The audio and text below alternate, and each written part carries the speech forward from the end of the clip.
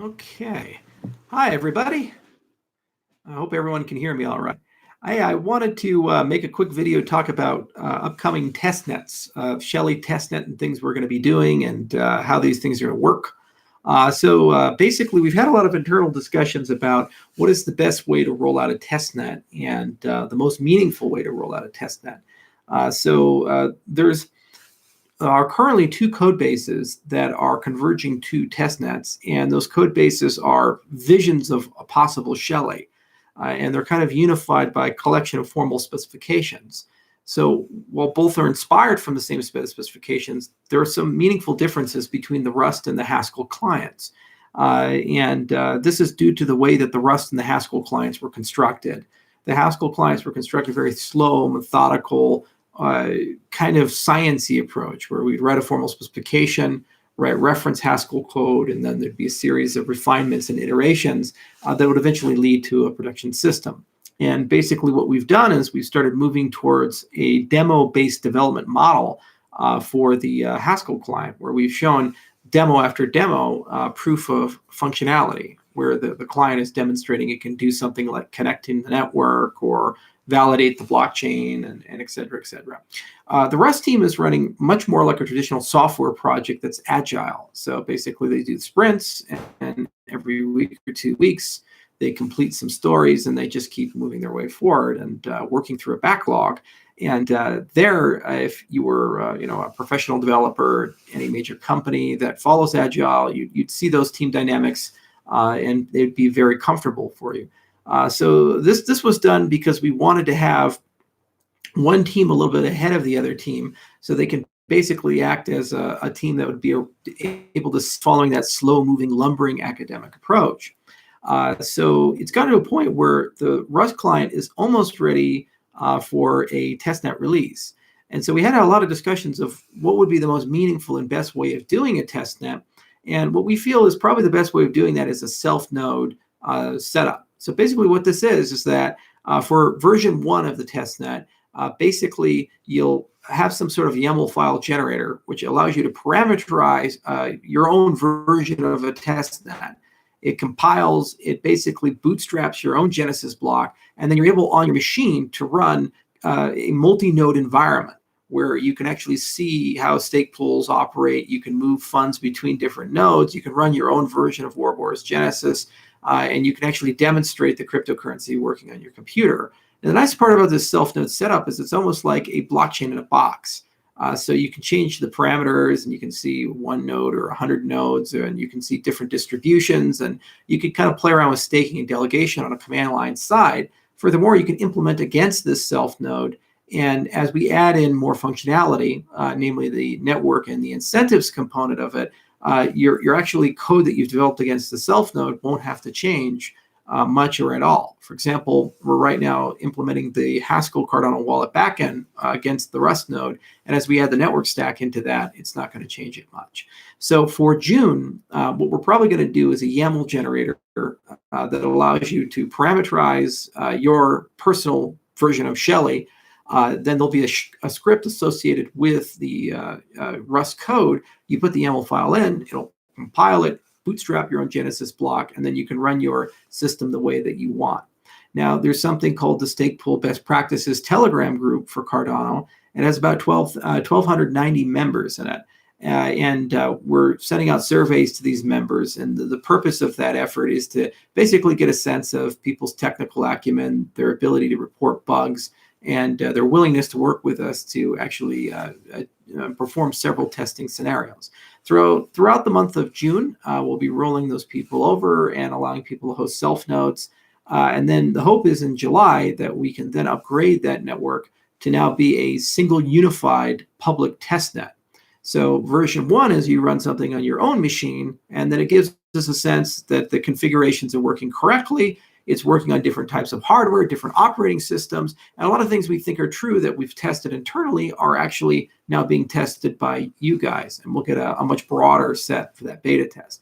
Then level 2 is saying, okay, here's a production system that is now in a mode where we're now connecting to a single unified testnet. So instead of you creating your own blockchain and playing around with that and moving funds between nodes hosted locally, you're now moving to a system where you're talking to nodes across the general internet, you're gossiping, you're downloading blocks from other peers, and now we have a single unified system, which will look a lot more like what the mainnet looks like. And then a next upgrade will be adding in close to a final incentive system. So basically the system of incentives that we've written down on paper to actually demonstrate that working in practice and stake rewards going to the stake pools, but that's for testnet ADA instead of real ADA. So there's kind of a series of 3 major milestones that need to be done there. The self-node milestone, the network milestone, and then finally the incentive milestone. And once those 3 thresholds have been crossed, then we have high confidence that Shelley is ready for prime time from a design perspective, and that users can use it correctly. And then there's a series of things that will happen in parallel as we walk our way through those 3 major milestones: the self-node, the network side, and the incentive side, such as the security audit that Kadelsky is going to be doing with us, a lot of fine-tuning and tweaking, demonstrating that certain pieces can work with each other. For example, the Haskell wallet backend can work with the Rust client, and then we can connect the Haskell wallet backend with its new APIs to the Cardano wallet GUI and Daedalus, and demonstrate all these components working together. So that's for the Rust side of the world. And then on the Haskell side of the world, the demos are cumulatively building their way up to basically a testnet for Haskell. And we think that somewhere in July, those demos will conclude to that. So while the Haskell side is a little bit behind the Rust side is always running faster due to the processes it's following. There will also be that out, and there's going to be a delta between the Haskell client and the Rust client. So there's certain things that the Haskell client's done which may be more principled and better, and certainly took a lot more time. Like, for example, the design of the network protocol for the Haskell side is quite sophisticated and it's very elegant, but it did take a year to build. Versus what we're doing is more standard with the Rust client. And some decisions are going to have to be made about how we want to close that delta. That's the advantage of having parallel teams working basically with their own schedules, their own budgets, their own timelines, is that you can kind of have multiple views and you can converge to an optimal design. So that's what's coming. We're going to work very closely with Emergo and basically make sure that they'll help us with testing, and also that as more of these staking components come out, that they can ensure that Yoroi has this interoperability. And we'll also make sure that Seiza is a good blockchain explorer with them for visualizing a lot of the things that we do that are unique in our ecosystem. So I just wanted to give you guys a kind of a brief overview of what's coming. It's important to manage expectations. So there will be a blog post that Vincent writes with Tim and the other guys specifically about what are the USPs in the Rust client that they've been working on for the past 9 months. There's a lot of really magical things about, for example, how they handle the crypto. They've abstracted it into its own crypto core, which is very amenable to being compiled on trusted hardware like SGX or other platforms, or just used standalone. And there's a lot of architectural designs that are really elegant and are quite impressive. On the Haskell side, not to be outdone, there's a lot of brilliance there as well, especially on upgradability and maintenance. We've now rewritten Cardano 3 times, and we've done it slightly differently each time, and we've learned a huge amount along the way. But that's how software works, and we're in a pretty good position to understand how new features are going to fit in and how we can do a forward projection on that roadmap. We also have 2 designs for Multi-Sig. There's one that involves using a Plutus Multi-Sig contract and one that has native protocol level support for Multi-Sig. And we've had a lot of discussions of how to best implement that. On the Rust side, they've already implemented Multi-Sig as a native protocol level support. And we have a pretty good idea of what the Plutus contract would look like and how these pieces would fit together. And I've made it a prerequisite for Multi-Sig for Shelley's launch. It's long overdue, and it's something we do have to pull in. Ledger NanoX support is also coming. So that's a pretty exciting device, and it's a nice addition to the ecosystem. I would love to be able to use trusted hardware devices like Ledger devices with Multi-Sig. So we're also going to be working with Vacuum Labs to ensure we have support for that. It's very important for enterprise management of funds. We've also made some considerable enhancements to Jorminger, the Rust client. We have C bindings and a few other things we've made for certain exchanges. And those are, of course, available now to the general public. So to recap, in June, there's going to be the self node. It'll have a YAML generator. You just load it into a Bootstrap script. You can build your own blockchain with it. It's pretty cool. You'll like it. It's going to be fun.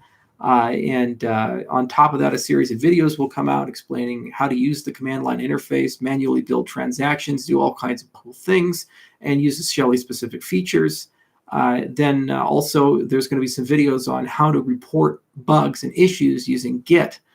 So you can push those to the GitHub repo and we can respond in kind. We're trying to move more as an open source project instead of a hierarchical top-down company managed product. Then coming July, network enhancements will come in. That might slip a little bit, but may not. But July is more likely than not. Network enhancements come in, and we move from a self-hosted self-node to a single unified testnet. And that unified testnet will then go through a series of upgrades, adding more sophistication to the network stack, additional features and functionality to the self-node, and finally the kind of candidate reward scheme and incentive scheme. And it'd be nice to design that collaboratively. We have ideas what we'd like to do, but it would be nice to get some community feedback from it as well. So if you're really interested in participating, join the Cardano task force. I'll show you the title of the channel so you guys can join. It's on Telegram. Anybody can join. It's an open group. And yes, here's the title for it.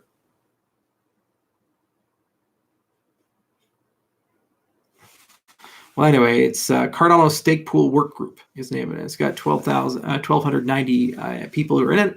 Surveys are coming out. We'll send the survey, we'll spam a link for the survey and pin it as well.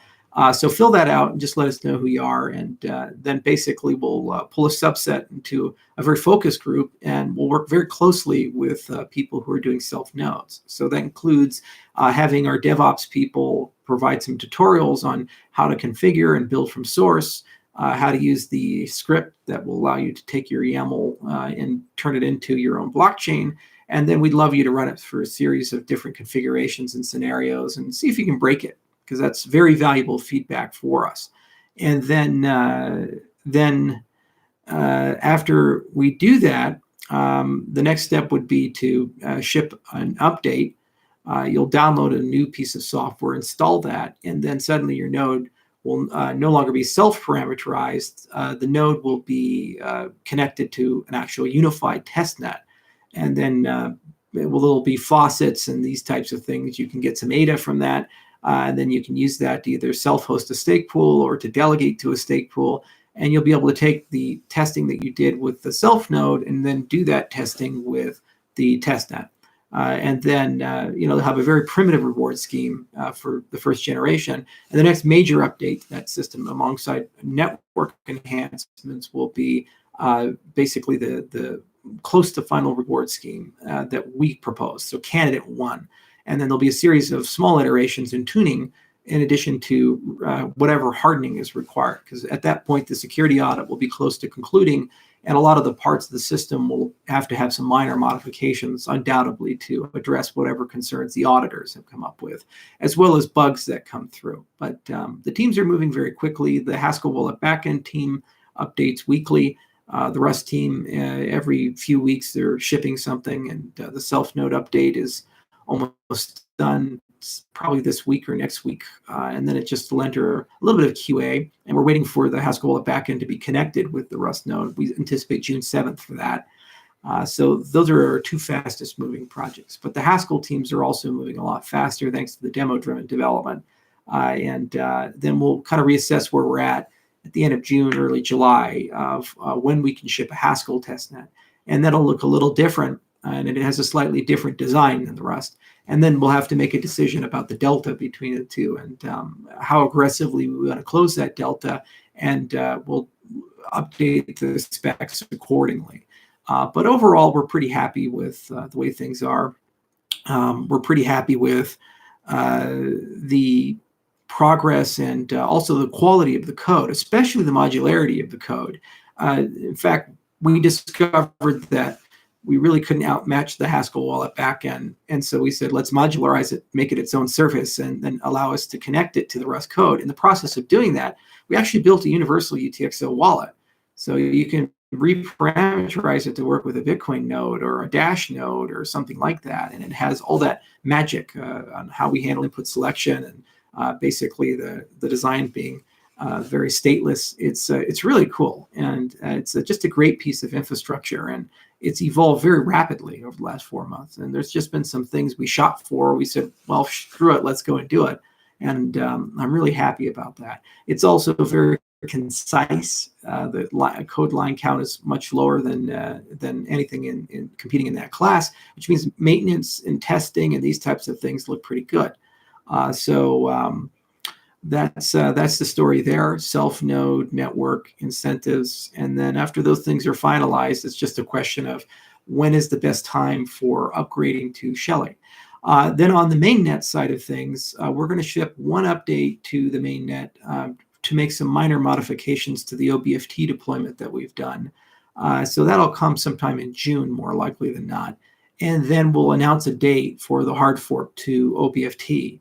And then at that point, there's kind of an upgrade path that we have to decide whether we just go straight to Shelley or we do an intermediate upgrade where we completely ditch the Serakel code and go on to the new Haskell code. So there is an integration team right now working at pulling all the different Haskell pieces together. And at some point, those Haskell pieces will be able to replicate all the functionality of the existing node that we have that's in production. So the advantage is that we'd be able to pre-Shelley migrate to basically a complete rewrite of Byron end to end. And that is a potential. So we are having some internal discussions whether it's worth that slight diversion to upgrade that mainnet, because a lot of our time is on the other side is being invested in doing a testnet exploration. And it may take a little while to finalize some parameters. So in the meantime, it may be better to get us on a more stable code base than the historical Serakel code, which is actively hostile. So look for that as well. At least one update, minor update. It's a kind of a hot fix and some small changes. And then after that, we may do another update to throw away the old core and replace it with the new Haskell core. It's a good way of testing the production readiness of the system. And also, it's just significantly better code and a lot of old bugs that we chose not to patch because we're migrating from the old code to the new code would then be resolved. So we'll make an announcement sometime June, July about the final upgrade path there. Extensive documentation is underway. We're going to completely redo Cardano docs. And also we're writing a pretty good set of documentation for the Rust client. We have several technical writers on it. We'll make an announcement of when that documentation is going to be ready for some public consumption. But our first set of readers is going to be the Cardano developers channel, as well as Stakepool Task Force.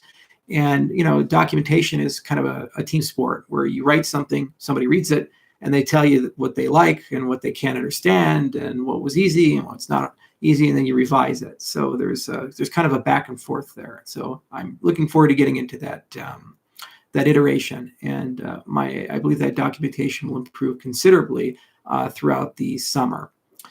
Finally, Plutus is looking pretty good. It's evolving at a pretty rapid rate. We're working pretty hard at Haskell to JCJS, so Haskell to JavaScript, and we're working really hard at Haskell to WebAssembly. And we've made a lot of progress there. And throughout the summer, that progress will continue to evolve. Plutus as a language is pretty finalized at this point. We've gotten to a point where we're starting to formalize a lot of these things in papers set for peer review. And Plutus is now being taken to hackathons. The most recent hackathon we did was actually in Mongolia. We had 66 people show up, and it was a Marlow hackathon. And there's going to be a series of hackathons we do for both Plutus and Marlow throughout the summer. We also released 2 courses, one on Marlow, one on Plutus. They both have more than 2,000 students on Udemy. And we'll start soliciting student feedback and probably do another edition of these courses based upon what we learn. There's also a Plutus book coming out in July, and likely we'll do an O'Reilly book or something like that starting in either Q4 Q4 of this year or Q1 of next year to add to the existing pedagogy that is present. So more videos are coming, more hackathons are coming, and we're getting a lot of great feedback on usability. Also, the 23 girls we trained in Ethiopia, we've actually hired several of them specifically just to be beta testers and QA people for Plutus. So basically their job is to build stuff with it and then tell us what they didn't like. And it allows us to learn a lot about things that we ought to change. And we're going to start working a lot on developer experience at the moment.